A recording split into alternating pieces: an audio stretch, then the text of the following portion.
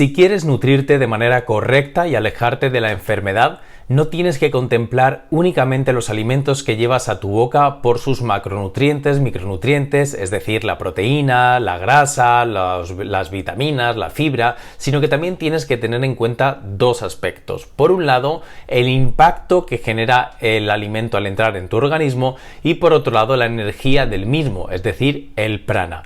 El día de hoy nos vamos a centrar en el primer aspecto, que es el virya. El virya no es otra cosa que el impacto que genera este alimento cuando entra en tu organismo y que afecta a tu doya predominante, aumentándolo o disminuyéndolo.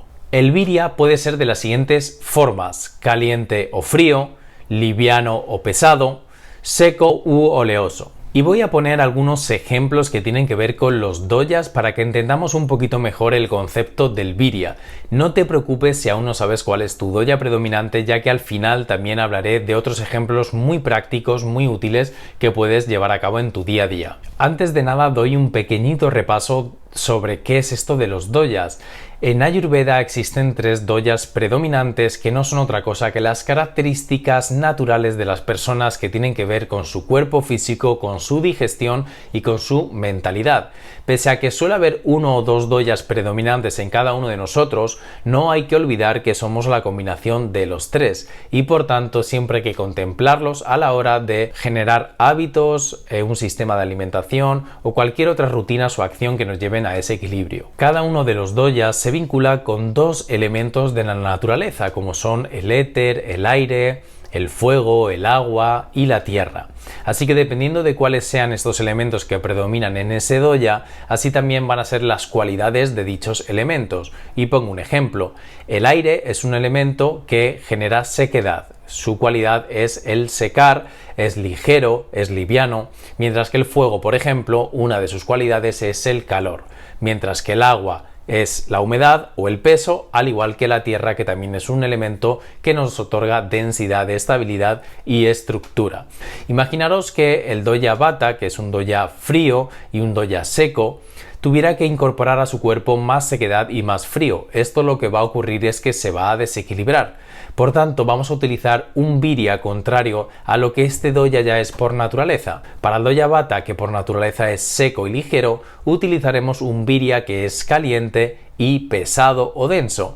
Y diréis, ¿y cómo hago esto? Bueno, pues no te preocupes, que ahora te lo voy a explicar en cuanto a las cualidades propias del alimento y en cuanto a las formas culinarias de preparar dicho alimento. Otro ejemplo podría ser en el caso de Pitta, cuyo elemento predominante es el fuego y que por ende la cualidad es calor, darle un virya más refrescante. Y todo esto puede parecer algo muy simple, y en realidad lo es, pero estamos tan desconectados hoy en día de nuestra naturaleza, consecuencia del ritmo de vida frenético en el que vivimos, de la sociedad donde nos desenvolvemos, que observar si nuestra piel es seca o grasienta, al igual que nuestro pelo, no es algo tan habitual, mucho menos saber si nuestra temperatura corporal tiende al frío o es por el contrario caliente. Lo mismo si nuestras heces son secas o tendemos hacia la diarrea, y así un montón de circunstancias y de información que nuestro cuerpo nos va dando en cada momento, pero que una vez más no tenemos tiempo para autoobservarnos. En realidad no es que no tengamos tiempo, simplemente no es una prioridad o no hemos sido nunca conscientes de la importancia que esto tiene. Y digo esto porque las enfermedades actuales que tenemos no vienen de la noche a la mañana. Nuestro organismo, nuestro cuerpo, nuestro metabolismo nos va dando un montón de información, van apareciendo un montón de síntomas, de manifestaciones previa a la enfermedad que una de dos, o no sabemos leerlas o simplemente no queremos leerlas. Así que ahora es tu responsabilidad a partir de ya empezar a observar cómo te sientan los alimentos, cómo es la temperatura de tu cuerpo, hacia dónde es tu constitución, si es delgada, si es una estructura grande o si eso lo hemos ido modificando por nuestros hábitos de entrenamiento y de alimentación. Así que, como he dicho, nunca es tarde si la dicha es buena. Empieza a autoobservarte y esto te va a dar una información mucho más interesante para que puedas elegir tus alimentos no exclusivamente por las calorías que tienen, las grasas, los minerales, la vitamina, las proteínas, sino de una manera más holística, más global, al punto de poder nutrirnos por los 5 sentidos, como en la Ayurveda denomina la alimentación sádvica. Hemos de recordar que estamos en constante contacto con nuestro entorno, intercambiamos constantemente la energía con el mismo, tanto al inhalar como al exhalar, como al nutrirnos, como al sudar. Todo este tipo de sustancias y energía que intercambiamos con nuestro entorno repercuten de manera recíproca. Por tanto, este también lo va a hacer nuestro organismo y nuestra alimentación ha de tener en cuenta el clima en el que nos desenvolvemos. Y vamos a poner algunos ejemplos. Imaginaros que mi doya predominante es Pitta. Pitta tiene mucho fuego interior, sobre todo a nivel digestivo, por ende su calor va a ser bastante elevado. Imaginaros que estoy comiendo una sopa bien caliente, con un poquito de picante, y esto lo hago en pleno verano. Definitivamente esto me va a perjudicar. Para evitar que esto me perjudique y termine con una diarrea, con una gastritis, con reflujo, con acidez, probablemente lo más interesante sea cambiar el birria, es decir, la forma de preparar el alimento hacia una forma un poco más fresca, o las propiedades de los alimentos, y utilizar aquellos que no eleven más el calor, como son los picantes, y sí, por ejemplo, aquellos que nos refresquen más, como pueda ser una ensalada. Si habláramos de, por ejemplo, mi piel, que es una piel seca, que tiende a escamarse, y encima vivo en un clima seco, lo más interesante sería nutrirme utilizando un birria oleoso o húmedo, es decir, que bien contenga aceites o por el contrario tenga agua en su interior. Este birria lo vamos a poder utilizar, como he dicho, mediante por ejemplo la cocción o preparar alimentos y vegetales al baño María, al vapor, donde estos alimentos absorben este agua, o también podríamos utilizar aceites, es decir, aderezar mis ensaladas, mis platos, mis verduras con un chorrito de aceite, para que la humectación de mi piel no solo sea de manera externa a través de un aceite o de una crema natural, sino que también sea de manera interna. Así que fijaros la importancia que tiene el nutrirnos de esta manera global, general, para otorgar a nuestro organismo mucho más que los nutrientes propios del alimento. El tercer ejemplo, después de hablar del de Pitta y el de Vata, sería por ejemplo Kapha. Kapha es una persona con una estructura ósea grande, que tiende a acumular peso, que tiende a acumular colesterol, que tiende a acumular líquidos también. ¿Por qué? Porque sus elementos predominantes son el agua y la tierra, y el agua obviamente es húmeda y la tierra es muy densa, es muy pesada. Por tanto, un birria ligero y seco para este doya le va a ser de gran utilidad. Un birria seco y ligero podría ser utilizar frutas deshidratadas que no contengan muchas calorías, y algo ligero como son ensaladas en lugar de pues un estofado o un cocido, o platos de puchero que son mucho más pesados, de más difícil digestión, y siempre, una vez más insisto, no abusando de los líquidos, ya que la cantidad de agua que debemos ingerir en el día también va a depender de nuestras cualidades personales. Si este doya hemos dicho que contiene mucha agua, quizás no debe abusar tanto de líquidos durante el día, a diferencia del doya Vata, que como dije antes es un doya un poquito más seco. Y ahora es momento de utilizar la lógica, la intuición y el raciocinio. Ya hemos dicho que no es necesario saber tu doya predominante, aunque es súper importante esto, pero tampoco tienes que ser experto en bioquímica, en biología, en nutrición, para saber cómo nutrirte de una manera lo más saludable, correcta y natural posible. Y vamos a usar la lógica, como he dicho, y el sentido común. Todo el mundo sabemos que una sandía contiene más agua que, por ejemplo, una uva pasa. Por tanto, ya sabemos que el birria de la sandía nos va a aportar más humedad, mientras que el birria de esta uva pasa nos va a aportar sequedad. Dependiendo de mis necesidades, puedo utilizar una fruta u otra.